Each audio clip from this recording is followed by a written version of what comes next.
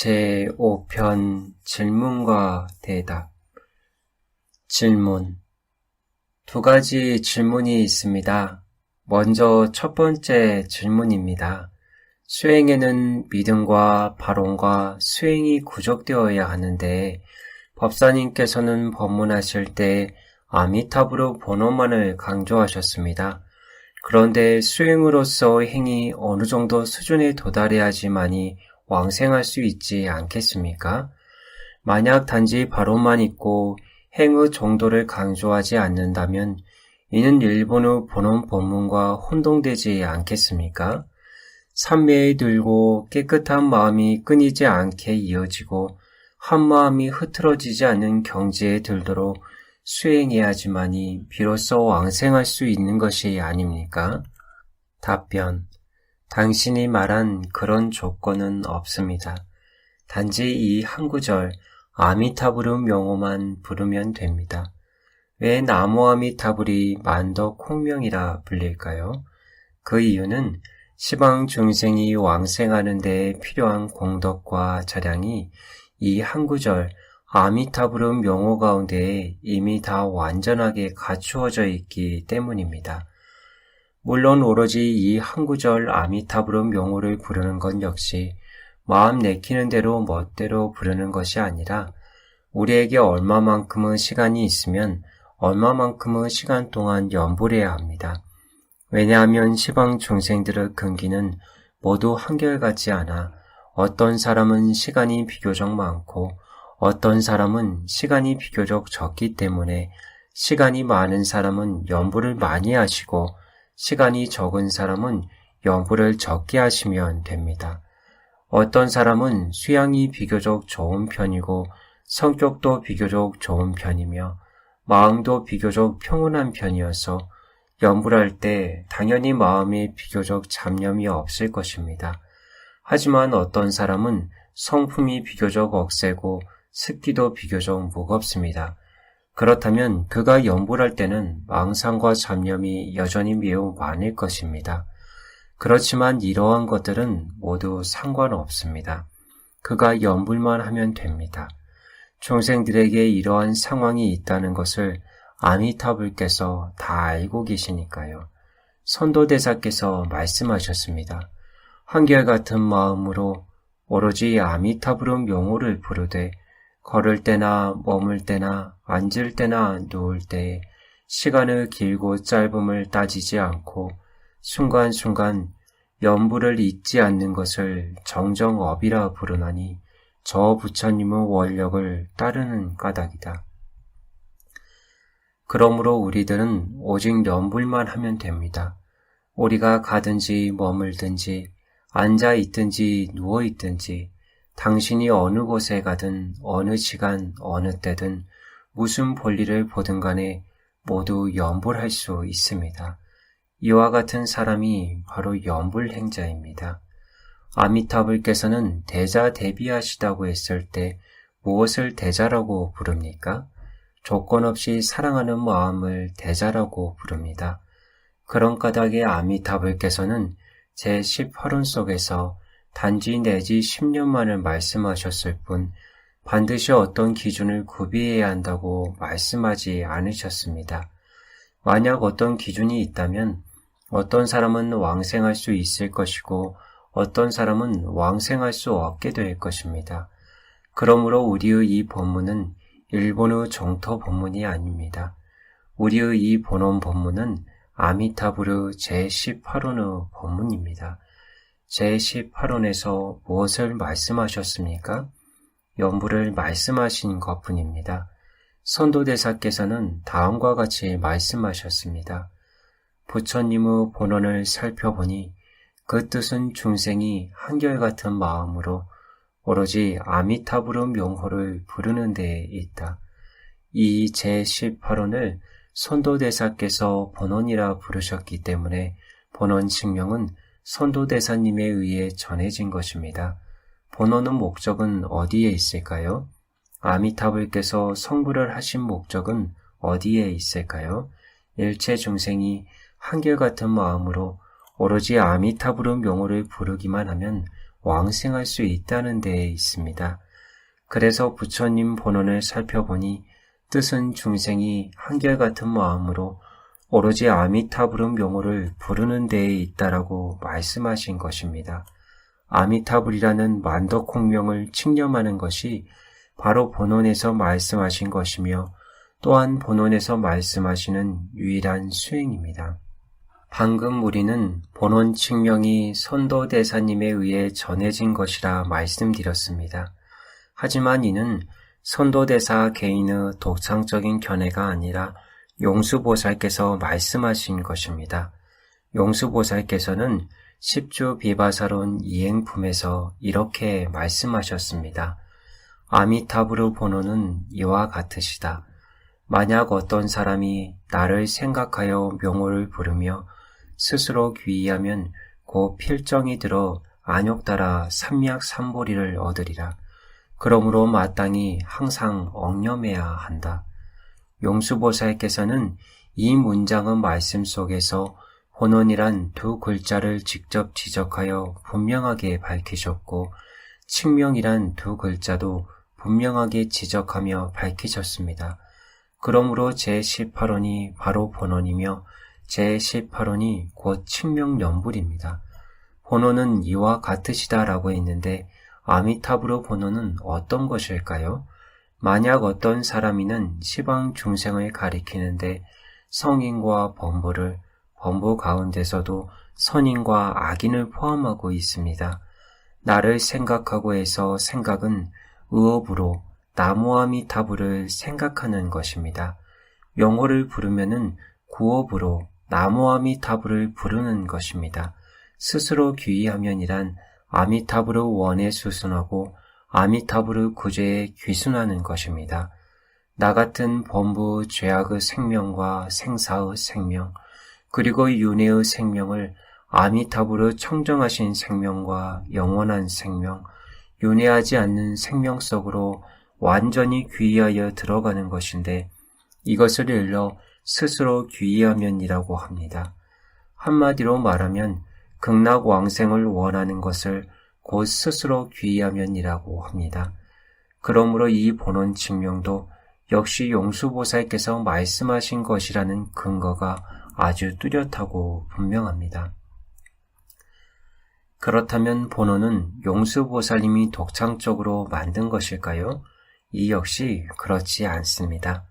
이는 석가모니불께서 무량수경에서 말씀하신 것입니다. 무량수경에서는 이렇게 말씀하십니다. 저 부처님 본래 세우신 원력, 금영호 듣고 왕생 원하면 모두 다 저 나라에 이르러 저절로 불퇴전에 오르리라. 저 부처님은 아미타불을 가리키며 본래 세우신 원력은 제18원의 능력을 가리킵니다. 제18원에서는 기타의 사막과 육바라미를 말씀하시지 않고 그 명호 듣고 왕생 원하면만을 말씀하셨습니다. 나무아미타불이라는 이 한 구절 명호를 듣고서 극락왕생을 발언하여 이때부터 오로지 나무아미타불만 부르면 모두 다 저 나라에 이르게 된다는 것입니다. 이는 한 사람 한 사람 모두가 다 극락세계에 왕생할 수 있으며 또한 왕생하는 그 순간부터 자연히 불퇴전의 지위에 있게 된다는 말씀이십니다. 그러므로 무량수경에서 본원을 말씀하셨고 용수보살께서는 이를 계승하셨으며 선도대사께서 다시 널리 전하시면서 확정하신 것이기 때문에 본원은 일본의 것이 아니라 아미타불의 본원입니다. 본원의 조건은 오직 칭명연불일 뿐 그 외에는 아무것도 없습니다. 선도대사께서 말씀하신 부처님 본원을 살펴보니 그 뜻은 중생이 한결같은 마음으로 오로지 아미타불의 명호를 부르는 데에 있다에는 공부가 하나로 모아진 공부 성편이나 자나깨나 같은 경지인 목미일료를 요구하는 말씀이 없습니다. 만약에 이런 조건이 필요하다면 묻고 싶습니다. 아미타불께서 누구를 구제하시겠다는 겁니까? 만약 이와 같다면 아미타불의 자비는 큰 것입니까? 작은 것입니까? 조건이 있는 것입니까? 없는 것입니까? 그러므로 우리는 한결같은 마음으로 오로지 아미타불의 명호를 부르기만 하면 되는 것입니다. 아미타경에서 말씀하신 일심불란, 즉 한마음이 흐트러지지 않음은 애로부터 모두 잘못 해석되어 왔습니다.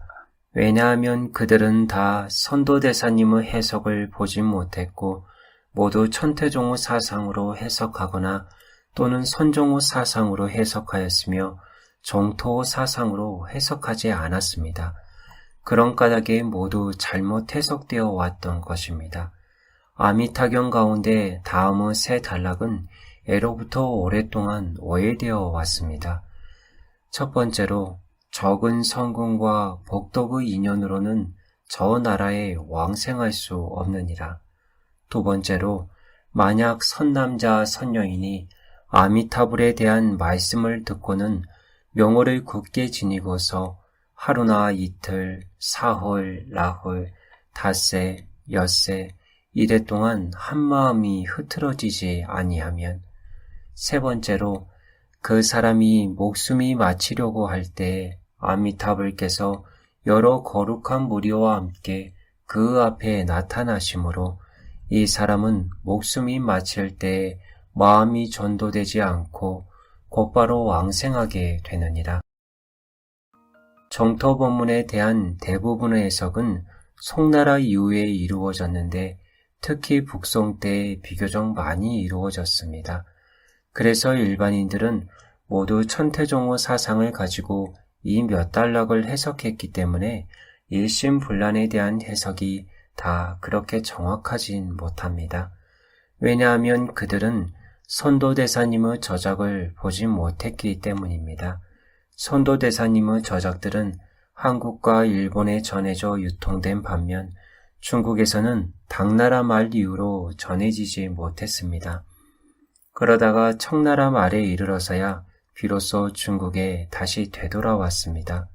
그동안 중국인들은 선도대사님의 저작을 볼 인연이 없었기 때문에 모두 일반적인 송도문의 교리를 사용하여 일심불란을 해석해 왔습니다. 일심불란을 가지고 선정에서 일심, 수행 능력에서 일심으로 생각해버린 것입니다. 그래서 이행도 원칙을 잃어버렸습니다. 그래서 배를 타고 가는 안락한 법문인 이행도가 아닌 해석들이 당연히 나오게 된 것입니다. 이제 우리들은 선도대사께서 정토 법문을 어떻게 해석하셨는지 살펴보겠습니다. 선도대사께서는 법사찬에서 극락은 무의열반계이다 라고 말씀하셨습니다. 그분이 말씀하시기를 극락세계는 보토의 경계이고 열반의 경계이며 이 경계에 들어가기만 하면 아미타불과 같은 열반을 얻을 수 있기 때문에 극락은 무의열반계이다 라고 하신 것입니다. 이어서 인연을 따르는 잡다한 선으로는 왕생하지 못할까 두렵다고 하셨습니다. 일체의 다른 법문은 모두 인연에 따르는 잡다한 선입니다. 오늘 형교를 만나면 형교 법문을 배우고 밀교를 만나면 밀교 법문을 배우며 천태교를 만나면 천태교 법문을 닦아서 극락왕생에 회항하고 선종을 만나면 선종의 법문을 닦아서 극락왕생에 회항하며 어떤 법문을 만나면 어떤 법문을 닦고 그 법문을 닦은 공덕을 극락왕생에 회항하는데 이것을 인연을 따르는 잡다한 선이라고 부릅니다. 이런 방식의 인연에 따르는 수행이 바로 잡다한 선이며 바로 적은 성공과 적은 복덕입니다. 그래서 인연에 따르는 잡다한 선으로는 왕생하지 못할까 두렵다고 말씀하신 것입니다. 인연에 따르는 잡다한 선은 모두 적은 성공과 적은 복덕입니다. 그렇다면 무엇이 많은 성공과 많은 복덕일까요? 선도대사께서는 이어서 다음과 같이 해석하셨습니다. 그래서 열애께서 핵심 본문을 선택하셨으니 아미타불을 전념하고 또 전념하라고 가르치셨다. 다시 말해 우리가 단지 나무 아미타불을 칙념하기만 하면 당신에게 수행 공부가 있든 없든 마음이 청정하든 청정하지 못하든 출가자이든 재가자이든 상관없이 모두가 다 극락세계에 왕생할 수 있다는 것입니다. 왜냐하면 당신은 이미 전념하고 또 전념하라는 것에 부합했으며 일심본란의 조건에 부합했기 때문입니다. 따라서 명호를 굳게 지니고서 한마음 흐트러지지 아니함이란 바로 아미타불의 명호를 부르는 데에 전념하고 또 전념하라는 뜻입니다. 이른바 일심본란에서 일은 곧 둘이 아니며 둘이 아님은 곧 오로지이며 본란은 난잡하지 않고 잡다하게 섞이지 않음이니 역시 오로지입니다. 그러므로 우리가 다른 잡다한 수행을 하지 않고 오로지 아미타불의 명호만을 부른다면 이것이 바로 일심불란입니다. 그것은 견사옥을 조복시키거나 끊는 것과 같은 자력 공부에 있어서 일심불란을 말하는 것이 아닙니다. 만약 참으로 그러하다면 우리들은 모두 왕생할 수가 없으며 아미타불께서는 시방 중생을 구제하시려는 것이 아니라 단지 성자들만 구제하시려는 것이 돼버립니다. 왜냐하면 자력 공부에 있어서 일심불란이란 이치적인 일심이거나 아니면 현실적인 일심인데 그렇다면 이미 그는 3계 밖의 근본 무명을 깨뜨렸거나 3계 내의 견사 번뇌를 끄는 성인들이기 때문입니다. 그러므로 우리들이 정토 법문을 배우는 데 있어 만약 확실하게 안심할 수 있고 확실하게 왕생할 수 있으려면 반드시 먼저 아미타불의 제18원에 담긴 의미를 이해해야 합니다. 만약 제18원에 대해 명확하게 이해하지 못하고 정토를 배운다면 자칫 어긋날 수 있어 우리들이 안심할 수 없게 됩니다. 따라서 일심본란의 수행에 대해 우리는 이와 같이 이해해야 합니다. 저는 출가자의 신분이므로 출가자의 신분으로 오로지 이 한 구절 아미타불의 명호를 부르고 있습니다. 여러분들은 모두 재가자의 신분이니 재가자의 신분으로 이 한 구절 아미타불의 명호를 부르는 것입니다. 저는 비록 출가했지만 아직도 여전히 탐욕과 성냉과 어리석음의 번뇌가 강성하고 업장이 깊고 무거우며 망상과 잡념이 분분하게 많은 범부입니다.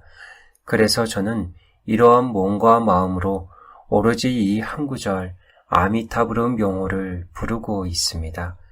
제가 불자님들 가운데 만약 번뇌가 적고 업장도 깊지 않아서 부처님의 명호를 부르기만 해도 마음이 매우 청정한 분이 계신다면 여러분들은 이러한 근기의 몸과 마음으로 오로지 이 한 구절 아미타불의 명호를 부르시면 됩니다.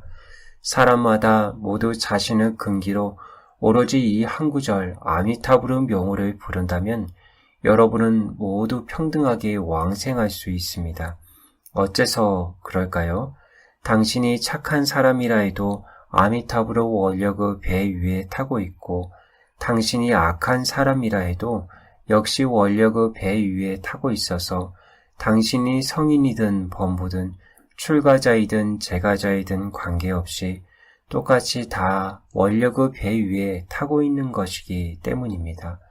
우리들의 왕생은 이 한 구절 만도 콩명에 의지하고 있는 것이지 우리들의 신분에 의지하고 있는 것은 아닙니다.